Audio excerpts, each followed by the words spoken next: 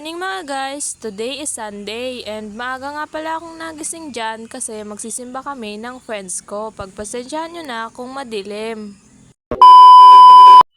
And sa mga time na yan, pauwi na nga ako sa bahay namin. Doon kasi ako natutulog sa bahay ng lola ko. Wala kasi silang kasama. Kaya sinamahan ko. And ayan, malapit na ako sa bahay namin. A few moments later. And ayun mga B, after ilang oras ng paggagayak, natapos na din ako. And naglalakad na din pala ako dyan, palusong. And pinahawakan ko na din sa pinsan ko yung cellphone ko para mag-outfit check. And ayun mga B, after ilang post ng ganda-gandahan, inakit ko na din yung pinsan ko na maglakad.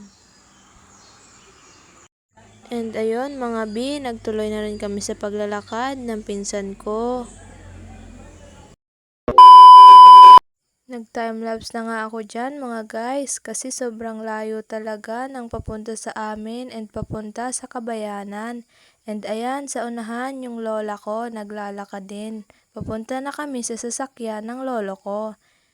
And pababa na kami sa pathway at talagang napakatarik. And maya-maya pa nakarating na kami. 2,000 years later. So ayun mga B, after 2,000 years later, huy, sa haba, napakatagal, oo, OA ka. Sinundo na pala ako dyan, nila Sheila, papunta na kami niyan sa bayan, doon kasi kami sisimba. Kasama ko nga rin pala dyan si Rika at busy siya sa pagsi-cellphone. And ayan, nag-timelapse na din ako dyan kasi malayo-layo ang biyahe rin to. Nagchikahan pa nga kami dyan ni Rika. And guys, wag nyo na rin pansinin yung pagmumuka ako. Wala pa kasi ang ligo. Oh my God! Wow!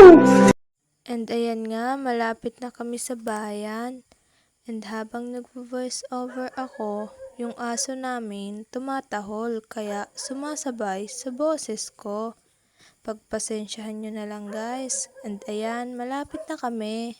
1 hour later. And ayun nga, pagdating namin sa simbahan, nagsisermon na si Father, late na pala kami. And ayan nga, sabi ko sa mga kaibigan ko, mag-video na kami kasi baka mamaya isipin nyo, hindi kami sumisimba at kinukuha na lamang namin yung video sa TikTok.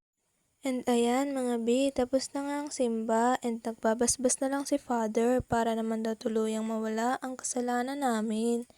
And sa mga time na yan, sabi ko sa kaibigan ko, kung sinong hindi mabasbasan ni Father or matalsi ka ng holy water, siya ang makasalanan. A few moments later.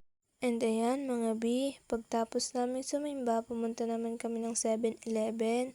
Ewan ko ba kung kami lang, pero pupunta lang kami dyan para magpalamig at hindi bumili. Tapos magpipicture-picture na din for remembrance. And ayun mga B, pagtapos namin sa 7-Eleven, pumunta naman kami sa Frank's. A few moments later. And ayun mga B, kumain na nga rin pala kami dyan pagtapos maluto ng in-order namin. Kasi gutom na talaga kami dyan, oo. Mas gusto ko nga sana sa dim sum. Kaso buy one take one dito at siguradong sulit na sulit ang iyong gutom. Pangalawa ko na nga pala yan. And ayun mga B, pagtapos naman namin kumain, pumunta na kami sa palengke para mamili ng lulutuin ni Sheila. Habang namimili nga si Sheila at si Rika, nagtsismisa naman kami ni Jenny kasi nakakita kami ng mangga. Just then later. And ayun guys, mabilis lang din naman kaming namili. And pauwi na kami dyan.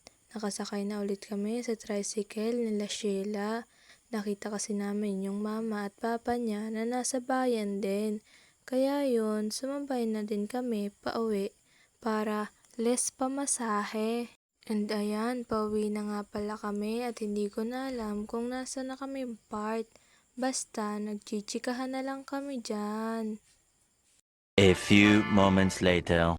And ayan mga B, fast forward na tayo. Nakarating na nga pala kami kila Sheila at nagluto na rin siya ng pansit canton. Sobrang halang talaga niya, hindi biro. And nag-taste test na rin ako dyan mga guys. At hindi ko alam pero natawa talaga ako sa kwento ni Sheila. Yon, first bite na. And ayan nga si Jenny, umiinom na ng tubig kasi sobrang nahahalangan na.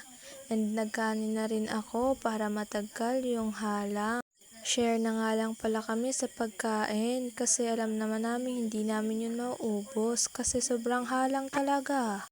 Ako na nga lang yung tumagal kasi sumuko na si Jenny. And ayan guys, sobrang busog na talaga ako dyan sa tubig. Isang subo kasi ng pansit canton, isang inom din ng tubig. And ayan guys, hindi ko na napigilan, uminom na talaga ako ng tubig. Na para bang ang tapang, pati maling tao pinaglaban. Hoy, iba na yun. And ayun mga B, pagtapos sa pansit canton na mahalang, dito naman tayo sa buko salad na matamis. Tagkal talaga ang halang. Ayan, binibigay ko na nga sa kanila at baka maubos ko pa. At ayan, kinantahan na nga namin ng happy birthday si Sheila.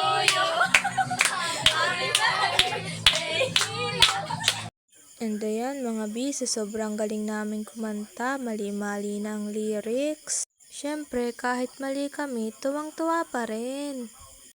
Nagpicture-picture na nga rin pala kami dyan mga B, para maya-maya makakain na.